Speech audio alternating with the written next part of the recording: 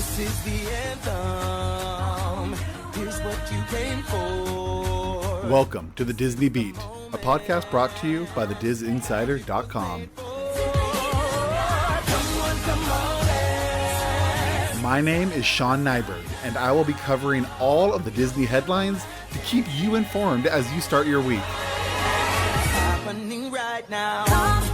Hello there, this is Sean Nyberg, and this podcast is being recorded on the evening of Sunday, March 7th, 2021. All right, let's dive into the news. Let's start with some parks news, and man, did we get some huge news this week.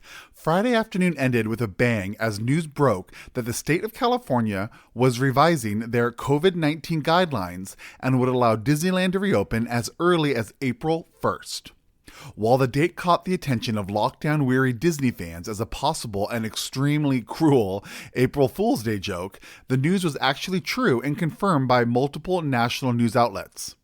The revised guidelines would allow Disneyland to begin reopening once Orange County enters into the red Tier 2 status. Previously, the guidelines required the county to enter the extremely high bar of yellow Tier 4 status, a level that would have certainly kept the parks closed throughout most of this year. The new guidelines are a welcome sign for Disneyland fans and employees, as the Anaheim Resort will have been closed for an entire year by mid-March. Since its opening in 1955, the park had only been closed a handful of times, once due to an earthquake, another following 9/11, and another after President Kennedy's assassination. The resort had never shut down for more than one day prior to COVID-19. Orange County is expected to reach Tier 2 status within a week, if the case count, hospitalizations, and deaths continue to fall at the rate they have been for the past month. As vaccination rates continue to increase, experts agree that the improving trend will only continue and possibly pick up steam as the result of vaccines in the community providing exponential benefits, with people not only being protected against infection, but also the ease of virus spread is being reduced. With large numbers protected and a continual slowdown of spread, the numbers will continue to improve quickly. So, does this mean Disneyland can just fling open the doors, or the gates, rather, like Elsa from Frozen, right? Tell the guards to open up the gates. I guess she didn't open them.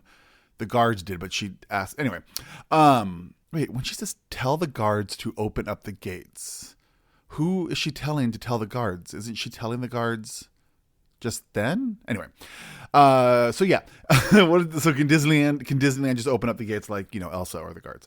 Not exactly. Once Orange County reaches Tier 2, the parks can reopen at 15% capacity. There is a long list of other restrictions, and you can find them at the Disinsider, but the general gist is that the reopening will be a slow process with capacity limitations, early restrictions allowing only California residents visit, indoor attractions having capacity limits, and social distancing and face masks required. As Orange County improves and moves into Tier 3, the capacity will be increased, and so on. While the slow reopening might frustrate fans, it is likely welcomed by Disney. The last thing the company needs is a COVID-19 outbreak tied back to one of their parks. The Walt Disney World Resort in Florida have instituted self-imposed capacity limits and strict guidelines, even though the state of Florida has lifted all of their restrictions a while back. Beyond the fears of a negative public health story affecting the park's stellar reputation, there is little doubt that the massive infrastructure that runs the Disneyland Resort will need to be revved back up slowly, with cast members rehired and retrained with new safety protocols. While much of the park has been maintained by a small group of workers during the shutdown, the reopening of the park, with even the lowest capacity limits, will be a huge undertaking. We'll be monitoring this story every week here on the Disney Beat podcast, and we'll be covering any updates as they happen over at thedisinsider.com. Earlier this week, we got word from Disney CEO Bob Chapek regarding the closed theme park, which is a rare occurrence. Chapek is notoriously quiet compared to his predecessors Bob Iger and Michael Eisner. Iger is a darling of the entertainment industry, and the media loved him. In his reduced role as executive chairman, he is still more likely to sit down for interviews than Chapek. Eisner was ubiquitous. Michael Eisner, the CEO prior to Bob Iger, from early 80s into the early aughts, so like 2005, I believe, was ubiquitous in print media throughout the 80s and 90s. especially in the gossip columns, and even cast himself as the host of Disney's Sunday television show, a move that mirrored the public persona that Walt Disney inhabited himself in the 50s and early 60s. But Bob Chapek, the current CEO, has always stayed out of the spotlight, so any appearance he makes draws a lot of attention. I mean, for many reasons, right? I mean, when you're the CEO of the largest entertainment company in the world, any move you make gets a lot of attention, but especially when you don't grant a lot of public interviews or appear on TV a lot. So that was what was noteworthy about him making some statements earlier this week.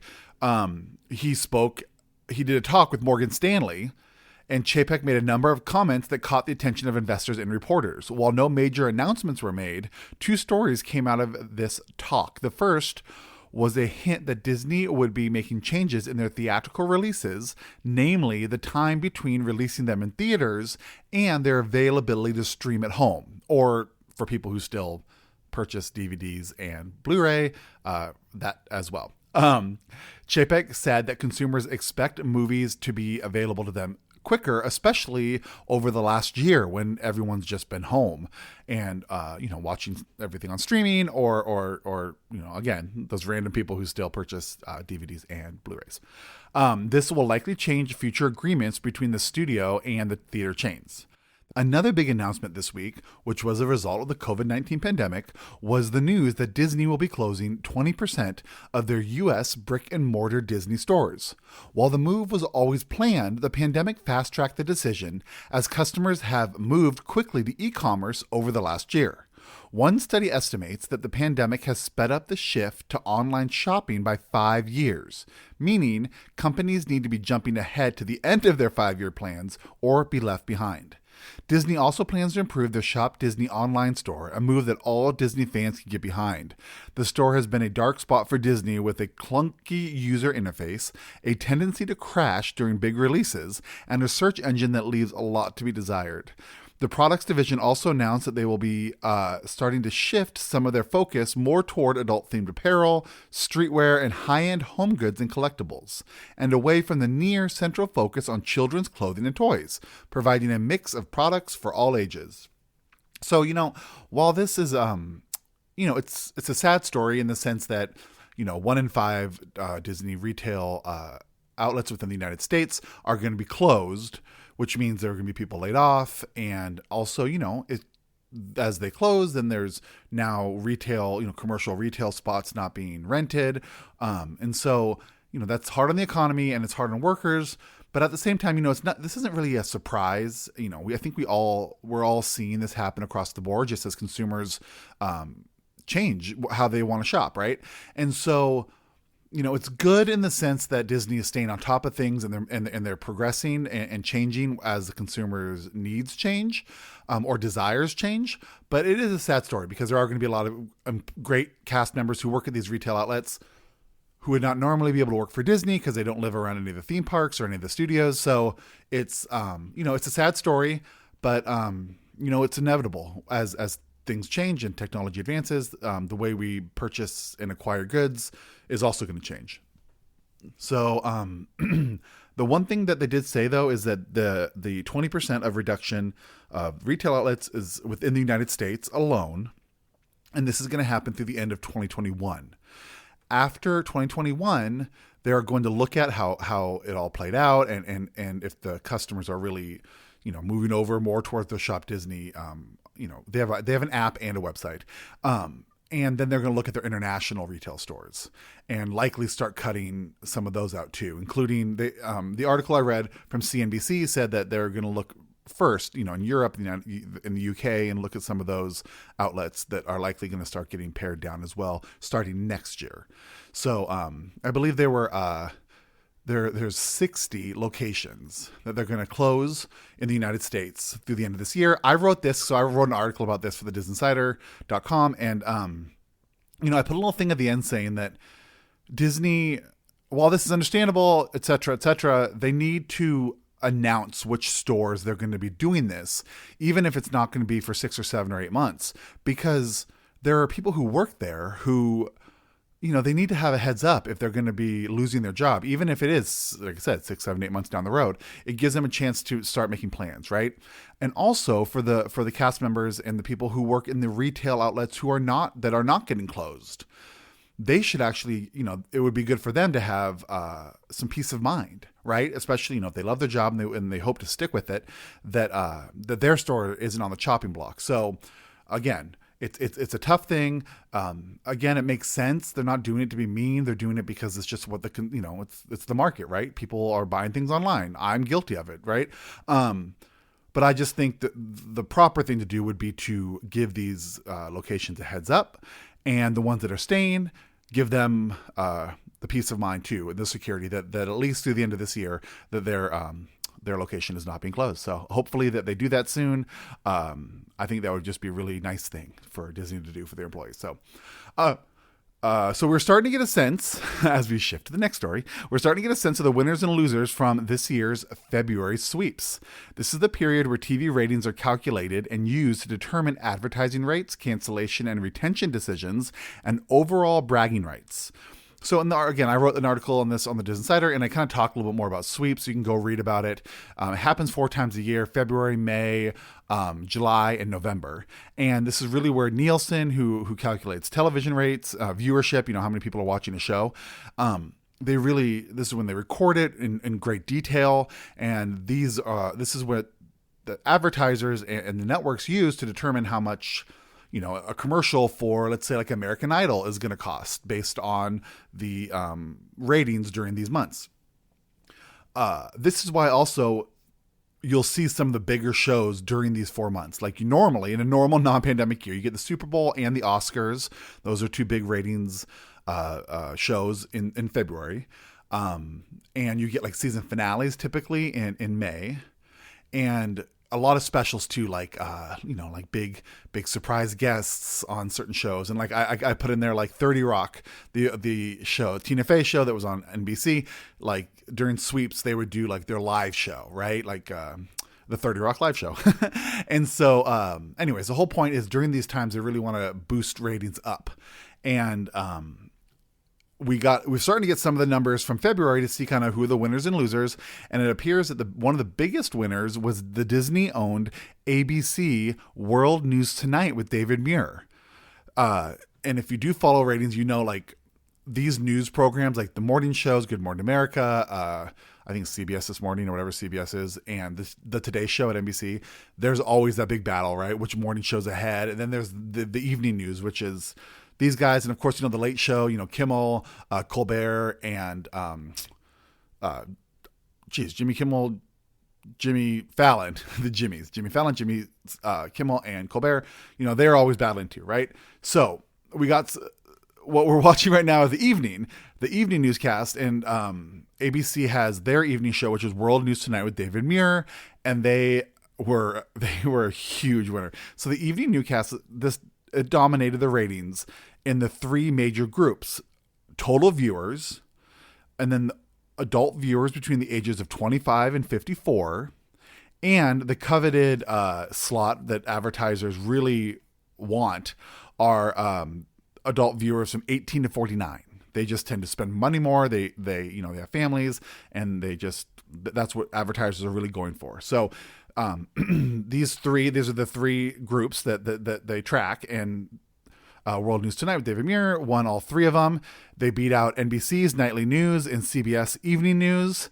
And what I found was really interesting too is the fact that it also posted higher ratings than Fox News, CNN, and MSNBC combined, topping over 9.66 million viewers. In some cases, this evening news program, which is, I believe, 6:30 to 7 p.m., some evenings in the last year, it's been the highest rated show, beating out shows on primetime, for the 8:30, 9:30 hour, which is just absolutely incredible. So, great news for them. I know this is something that's really competitive in the news industry. So congratulations to the Disney-owned ABC World News Tonight with David Muir.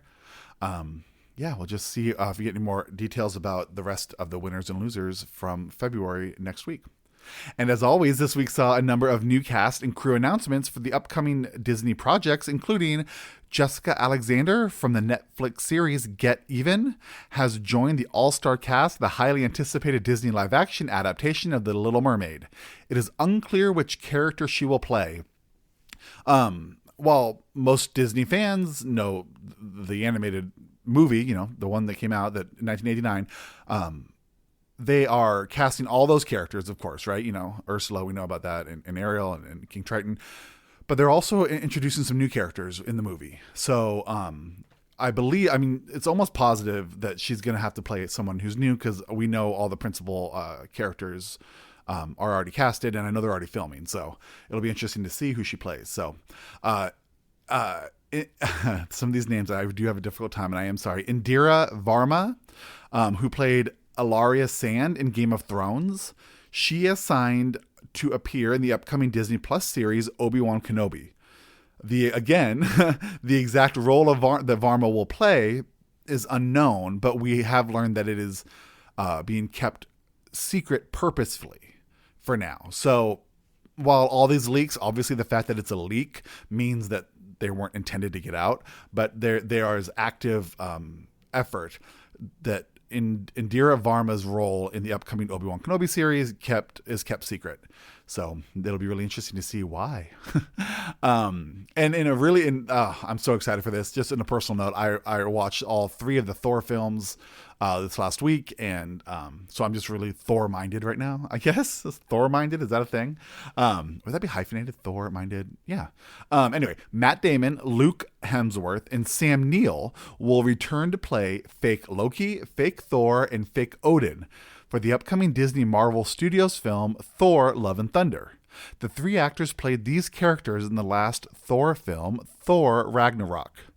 Joining them is actress Melissa McCarthy, who will be making her Marvel debut as fake Hela.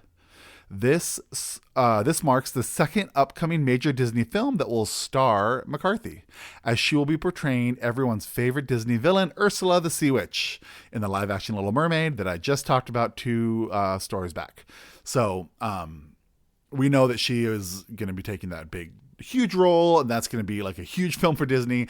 And she's also taking now, they actually have photos of her on set dressed up as fake Hela, who is Thor and Loki's sister, but the fake version. So, if you watch the Thor films, especially all of them have had a bit of humor, but especially Ragnarok, directed by Taika Waititi, who's known for his comedy chops, but also delivering really good action films. So he is he directed the Ragnarok, and he's directing the upcoming Thor: Love and Thunder, which is expected to be released next year. So it'll be really cool, kind of interesting to see how this turns out with all these people coming in for it. It's being It's being filmed down in Australia right now. So everyone's kind of watching about what actors are flying down, what actresses are flying down. And so anyway, that's the news that Matt Damon, Luke Hemsworth, Chris Hemsworth's brother, Chris plays Thor, and Sam Neill and Melissa McCarthy are all going to be in the upcoming movie.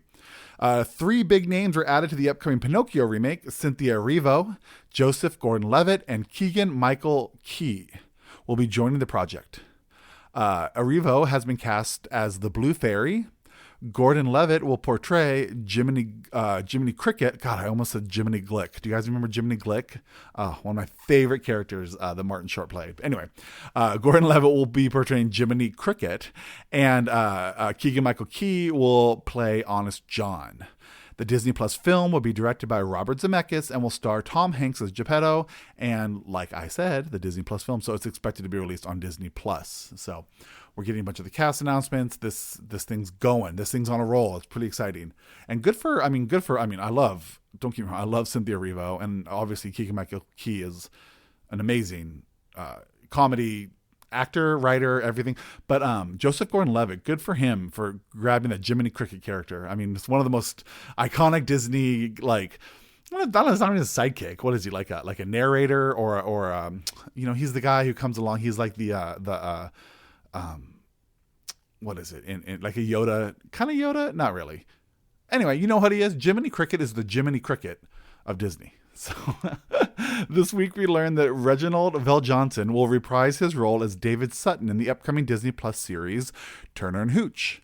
The series will act as a sequel to the 1989 hit film, and there is no release date announced. Reginald VelJohnson is, like as I said, reprising his role. So it's a role that he played back in 1989, and he's just going to be reprising the same role. And it's going to be Disney Plus series coming next year, we believe. So we'll be looking for that. With Disney Plus's She-Hulk gearing up to film soon, news on the project has been relatively slow. However, we are learning that casting is underway for an unknown character with shape-shifting abilities. No official word on who this character is, but there is some reporting that indicates it could be a Skrull agent. The series is expected to be released next year on Disney Plus. Previously reported that the long-awaited Marvel Studios' Blade reboot had found a writer. We can now confirm that the project is set to begin production this September and should be wrapped by December. Mahershala Ali will star as the titular character previously portrayed by Wesley Snipes. There is no release date announced for this project, but will likely come out later in 2022 and will be part of Marvel Studios Phase 4. It appears that the X-Men will be making their... Did I say that? Did I put the emphasis kind of weird on that? It appears that the X-Men will be making their debut in the Marvel Cinematic Universe sooner than anticipated. It was leaked this week that there is indeed an X-Men film coming, and it is called The Mutants. We knew that a film was in the works for the Fantastic Four, but this is the first we have heard of this new project. No further details have been released, but we'll be watching this story closely over at the DisInsider. Speaking of, I want to remind you to please visit thedisinsider.com to see a number of features that were not discussed on this episode, including the ongoing series, 20 weeks of Disney animation from our fabulous writer, Josh Sharp, who concluded this massive project this last week as he tackled Zootopia, Moana, Ralph Breaks the Internet, and Frozen 2. So go check all of that out at thedisinsider.com. As many of you know, last week I released the 2.5-hour interview I conducted with Jack Kendall from the DSNY newscast right here on the Disney Beat podcast. I broke it down into 3 parts. The first covered the Disney theme parks. Part 2 covered Disney Plus, upcoming Disney films, and the Walt Disney Company as a business. And the third took a look at the world of Disney news coverage and what it's like being a popular Disney YouTuber. All 3 parts are available to stream right now, and you should check them out if you haven't yet. I want to once again thank Jack and remind you to subscribe to his YouTube channel, DSNY Newscast. And on behalf of myself and those of us here at the Disney Beat, along with the DisInsider, we hope everyone good health and prosperity. And as I'm saying that, I want to say to everyone who's eligible, I hope you get your vaccine for the for the current COVID-19. For COVID-19, and also, if you do get it, and even if you're not eligible quite yet, to maintain, your social distancing, wear your mask, and take proper public health recommendations seriously. We are getting very close to this coming to at least a manageable position. I myself got my first vaccine. My fiance got his first vaccine. I get my second one this Wednesday. Both my parents are vaccinated, and it seems like everyone I know is either vaccinated, has an appointment to get vaccinated, or they're like in the next group coming up. So just stay vigilant, and just get out there and contact the local, every state's different. So, everyone has different recommendations on how to get one. So obviously this isn't the place for that because everyone listening is coming from somewhere else. But, my biggest advice has been, be vigilant, stay on top of it, call people, show up at locations towards the end of the day to see if there's anything left over, and really do your research, because there's a lot of places now, private and public, that you can get your vaccine. And so, just keep fighting. Like I want to say, it's fight as if it's life and death, because it really is. And so let's get this going. Let's get things back so we can get to the theaters again, and we get to the theme parks again. We can get out. We can go shopping again. We can do all that, but do it safely, and we can feel comfortable doing it, and we can kind of get back to life. So with that, I want to say thank you for listening. If you like the show, please rate and review it wherever you listen. These ratings really help the show find new listeners, and we hope that we have earned a 5-star review. We also hope that you share this podcast with friends and family who love Disney. All stories can be found at thedisinsider.com. Follow us on Twitter and Instagram at the handle The DisInsider, or on Facebook by searching The Diz Insider. You can follow me on Twitter, Facebook, and Instagram at Sean Nyberg, all one word. I also co-host the Disney podcast, Walt's Apartment, that comes out every Thursday on the Disney Parks theme podcast, Extra Magic Hour, which is released every other Friday, so please check those out. Thank you again for listening, and I will see you here again next week for another edition of the Disney Beat Podcast. My name is Sean Nyberg. Have a fantastic week.